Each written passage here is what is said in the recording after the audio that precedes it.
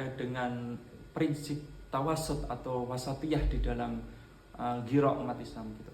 Apa itu prinsip tawasud dan wasatiyah gitu kan? Saya mengutip pendapat dari Prof. Quraish Shihab kan. Tawasud di dalam Al-Quran sendiri itu bisa kita cari dalam ayat-ayat tawasud atau wasato gitu. Seperti dalam Quran surat Al-Baqarah ayat 145 yang berbunyi wa kadzalika ja'alnakum ummatan wasata. Itu kita diperintahkan untuk bersikap tawasud atau moderat.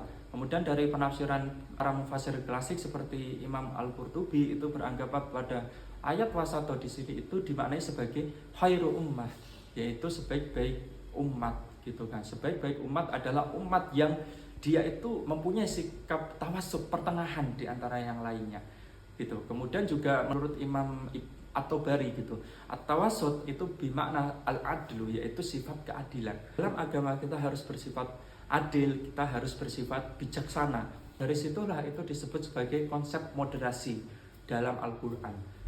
Beberapa aspek terminologi yang ada di dalam tafsir moderasi. Yang pertama itu adalah kita harus menjadikan sebuah teks Al-Quran itu sebagai sumber atau sebagai ahkam yang pertama.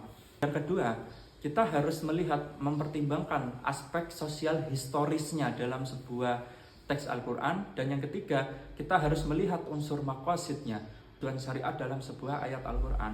Semisal kita menafsirkan ayat-ayat yang berkaitan dengan jihad seperti yang ada dalam Quran surat Al-Baqarah, kemudian Ali Imran, An-Nisa, kemudian Al-Maidah dan sebagainya gitu.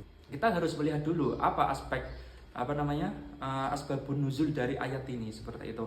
Apakah ayat ini masih relevan dengan sekarang? Ayat-ayat yang terkait dengan jihad itu kebanyakan asbabun nuzulnya itu berkaitan dengan perjuangan dakwah Nabi Muhammad SAW.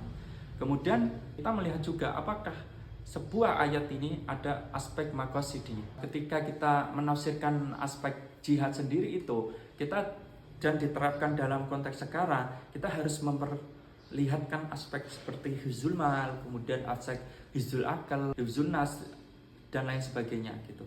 Itu adalah dalam penerapan tafsir moderasi beragama. Bisa disimpulkan bahwa seorang muslim dalam menjalankan agama itu jangan sampai kita kebablasan atau sampai radikalisme dan bersifat ta'assub a'ma atau fanatisme buta kepada sesama.